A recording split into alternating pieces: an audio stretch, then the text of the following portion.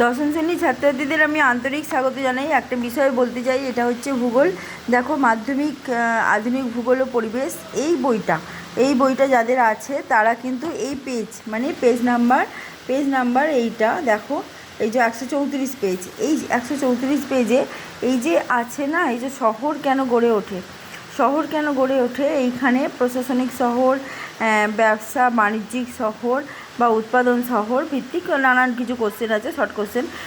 এখান থেকে কিন্তু অনেক শর্ট কোশ্চেন আসতে পারে, যেমন হচ্ছে গোলাপি শহর, হেরিটেজ নগর, বলিউড বা ভারতের পিটসবার্গ, স্টিল সিটি, মশলা শহর, কমলা লেবু শহর, কার্পাস শহর, দেখো আকোলা, বেঙ্গালুরু তো সিলিকন ভ্যালি সবাই জানে, দুগ্ধ শহর, ঠিক আছে, চর্মনগরী, কয়লার রাজধানী, পূর্ব ভারতের করিডোর। এই পেজটা ভীষণ ইম্পর্টেন্ট।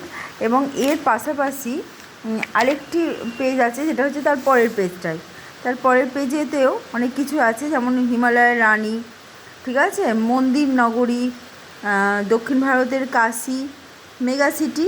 তারপরে এখানে যা সমস্ত কিছু আছে, আমার মনে হয়